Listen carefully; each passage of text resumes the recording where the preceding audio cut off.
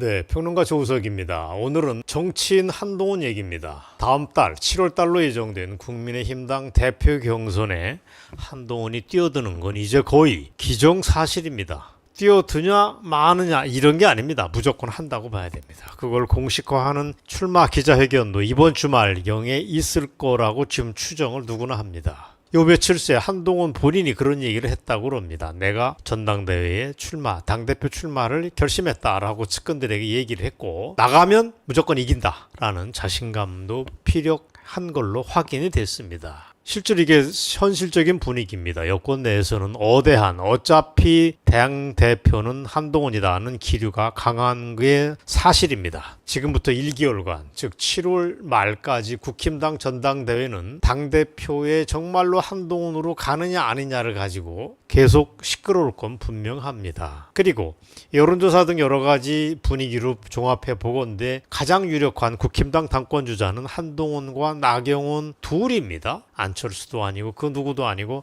한동훈과 나경원인데 둘 차의 격차가 생각보다 큽니다. 그래서 한동훈에게 쏠리는 현상이 큰 변함이 없을 것 같다. 어대한이 현실로 될 가능성이 높다는 걸 오늘 일단 말씀드리겠습니다. 여러 가지를 종합해보면 한동훈이라는 정치인이 참 유별난 게 사실입니다. 왜 그러냐면 보통 총선에서 패배한 사람들은 빠르게 잊혀집니다. 옛날에 차기 대권주자로 거론됐던 김무성을 보시기 바랍니다. 그 사람이 새누리당 대표를 했더랬습니다. 그 다음에 황교안도 그렇습니다. 미래통합당 대표를 했는데 두 사람은 각각 2016년 총선하고 2020년 총선에서 각각 패했습니다. 그러면서 치명타를 입고 사람들 머릿속에서 지워져 버렸습니다. 그런 코스라 그런 겁니다. 그런데 한동훈은 안 그렇습니다. 저렇게 이례적인 존재감을 꼿꼿하게 유지를 하고 있습니다. 특히 여성을 중심으로 해서 중년 여성을 중심으로 해서 한동훈 팬덤은 아직 꺼지지 않는 아성을 구축하고 있습니다. 각종 여론조사에도 불구하고 보면은 자유우파 내 차기 대권 주자 중에서 당당히 영순입니다. 2등하고 격차가 굉장히 큽니다. 자, 그러나 오늘 방송은 그런 한동훈 대세론에 묻어가지 않겠습니다. 오늘 방송은 묻고 싶습니다. 한동훈이 정말 자유우파의 공공재가 맞는가를 묻고 싶습니다. 그 사람을 두고 위장우파가 맞다고 펄펄 뛰는 사람도 주변을 찾아보면 흔치 않게 발견이 됩니다. 한동훈 좋아한다는 사람이 대세를 이루지만 문제 있다라고 지적하는 사람들도 그 못지 않습니다. 자유파에 사람이 없으니까 문재인 정권 시절에 어찌어찌해서 윤석열과 함께 우리가 꾸어온 사람이다. 그래서 한계 역시 분명하다는 시각이 아직도 존재합니다. 그래서 오늘은 세 가지 차원에서 한동훈을 분석하는 자리를 만들었습니다. 한동훈에 대한 비난, 인신공격 그런 게 아닙니다. 오해하지 마시기 바랍니다. 정교하게 한동훈을 검증하는 게 오늘 방송의 목표라고 여러분이 이해해 주시기 바랍니다. 자, 세 가지로 한동훈을 비판을 할 텐데, 첫 번째, 그 사람을 알려면 주변의 친구들을 보면 된다는 얘기가 있습니다. 그런 기준에서 본다면 한동훈은 애매한 사람이 맞습니다. 지난 주말에 매일경제에 이런 기사가 떴다가 무슨 영문인지 모르겠지만 바로 지워졌습니다. 그게 바로 이 기사입니다. 한동훈이 23일 출마 기자회견을 한다는 얘기였습니다. 그리고 측근 영입 차원에서 김경률, 진중권, 신지호 등을 끌어들였다는 게 부제로 나와 있습니다. 심지어 장인인 진형구 전 대전 고검장까지 합류시켰다는 내용까지 매경의 단독 기사로 보도가 됐습니다. 자, 하나하나 들여다보겠습니다. 진형구가 여러분 누군지 아십니까? 얼굴 사진을 보시지만 한동훈이 국힘당 비대위원장 시절부터 뒷배를 봐주던 사람입니다. 자, 그래서 우리는 묻지 않을 수가 없습니다. 왜 한동훈 주변 인물 중에 제대로 된 자유우파, 멀쩡한 자유우파 인물은 없느냐? 단 한 사람도 없느냐라고 우리는 묻습니다. 진영구부터 사실 좀 수상합니다. 이 사람은 친중국 인사, 친중파라고 하는 딱지가 내내 따라다니고 있습니다. 예전에 검찰을 나온 다음에 옷을 벗은 다음에 그런 쪽에 친중신문을 발행했던 경력이 있기 때문에 친중 딱지가 계속 붙어 다니고 있습니다. 본인이 이거를 시원하게 밝힌 바도 없습니다. 그러니까 집안 자체가 문제 있습니다. 한동훈 집안 자체도 우리 편이 아니라는 얘기도 있지만 그건 다음에 또 말씀드리겠고, 그 다음에 이번에 영입하는 인사라고 하는 진중권도 우리가 그렇게 흔쾌한 사람이 아닙니다. 예전에 우리 편으로 넘어온 건 사실이지만 좌빨의 본성이 남아있는 것도 사실입니다. 그래서 진중권은 박정희, 이승만의 이름만 등장하면 그냥 흥분하고 들이댑니다. 까대는 게 자기 일이라고 생각하는 모양입니다. 진중권의 한계도 우리가 다 알고 있습니다. 물론 참여연대 출신의 김경률도 마찬가지입니다. 사실 전에 한동훈이 비대위원장 시절부터 그 사람 주변에는 온통 참여연대 출신의 운동권 출신으로 디글디글 됐던 걸 우리가 알고 있습니다. 그래서 우리가 걱정을 하는 것입니다. 정말 한동훈이 당대표가 되면 무슨 일이 벌어지냐. 지금 국힘당이라고 하는 거는 기득권에 젖어있는 머저리들이 모여있다라고 우리가 얘기를 하는데 한동훈이 들어오면 그나마저 다 쓸려나가게 될 수 있다. 모질이 우파, 머저리 보수적 사람들까지 쓸려나가는 계기가 되면 어떡하냐 하는 걸 사람들이 지금 걱정하는 것입니다. 결과적으로 한동훈이 트로이의 목마가 아니냐. 들어와서 국힘당은 내부적으로 끝내 와해가 되고 만다고 하는 최악의 예측도 우리 주변에서 흔치 않습니다. 자, 어떻습니까? 그렇다면 한동훈이 다른 사람이 필요 없습니다. 이런 우리의 의구심에 한동훈이 나서야 됩니다. 보다 설득력 있는 대답을 해줘야 됩니다. 안 그러면 우리는 한동훈 당신을 그렇게 편안하게 봐줄 수 없다는 걸 우선 밝힙니다. 그게 첫 번째고 두 번째 질문을 던지겠습니다. 한동훈의 그릇입니다. 저는 이쪽에 의구심이 많습니다. 주변 인물을 말하기 이전에 그 사람의 본질을 봐야 되는데 한동훈은 지난 두세 달 사이에 우리한테 안심을 안겨주지 못했습니다. 지난 두세 달 사이에 중요한 정치, 경제, 사회적 현안이 잇따라서 등장을 했는데 아무렇게 입을 꼭 다물고 있었습니다. 그러다 입을 뗀 게 두 가지 경우입니다. 하나는 해외 직구 문제가 터졌을 때 정부가 함부로 해외 직구를 막았다가 된통이 났습니다.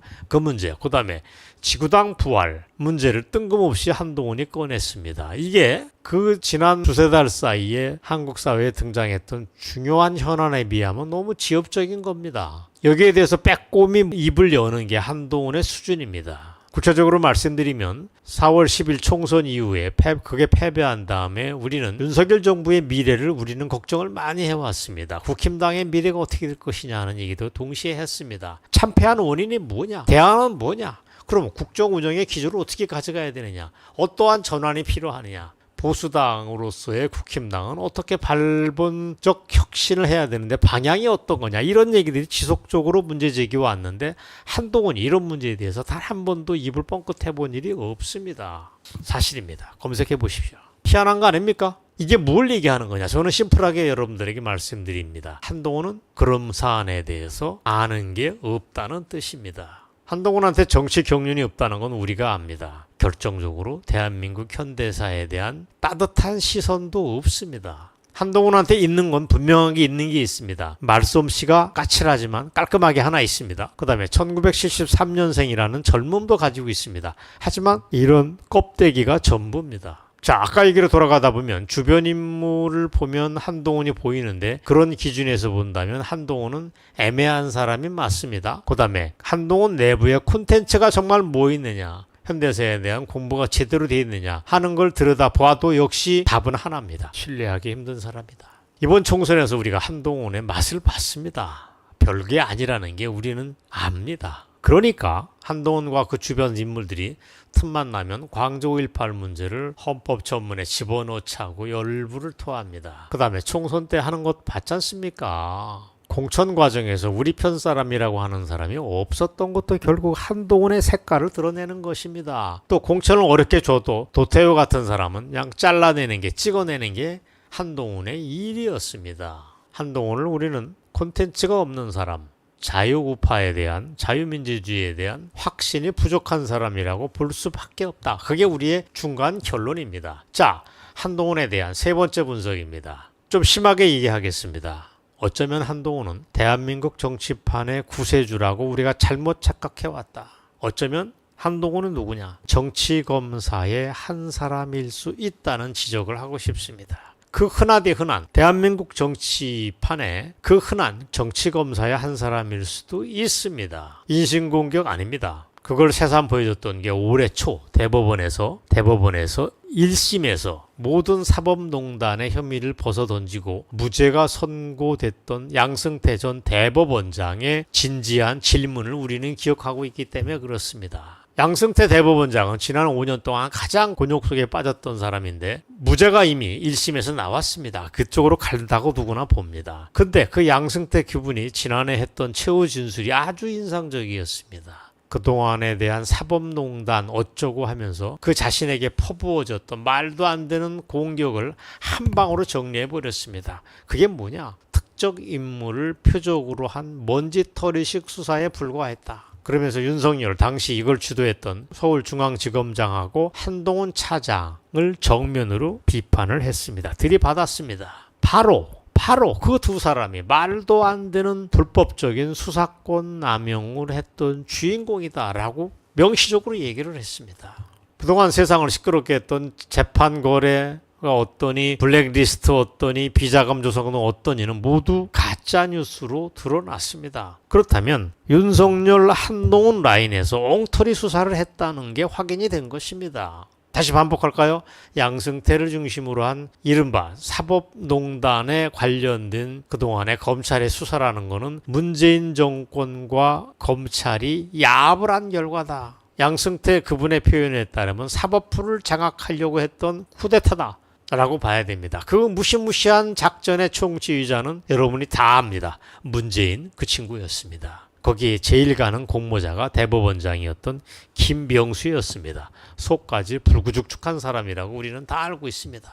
결정적으로 그걸 시행한 사람이 중요합니다. 그게 바로 현직 대통령 윤석열과 지금 당대표로 유력한 한동훈이라는 건 변함이 없습니다.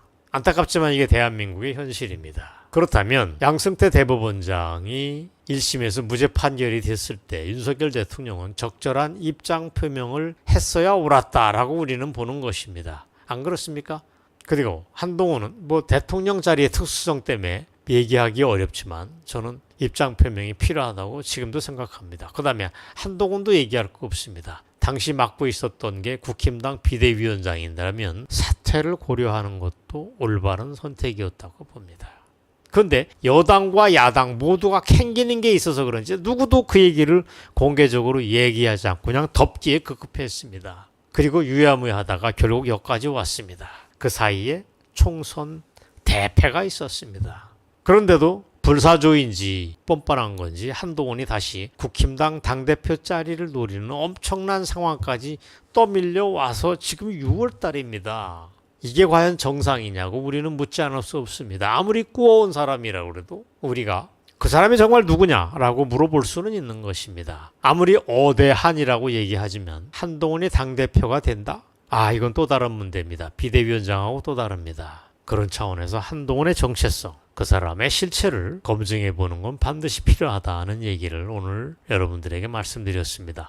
한동훈에 대한 팬덤이 있고 그걸 추종하는 굉장히 적지 않은 사람들이 있음에도 불구하고 제가 용기를 내서 오늘 방송을 했습니다. 좀 불편하신 마음이 들더라도 한번 저의 문제제기에 대해서 검토를 해보자 이런 제안이었습니다. 오늘 방송 여기까지입니다. 경청해 주셔서 감사합니다.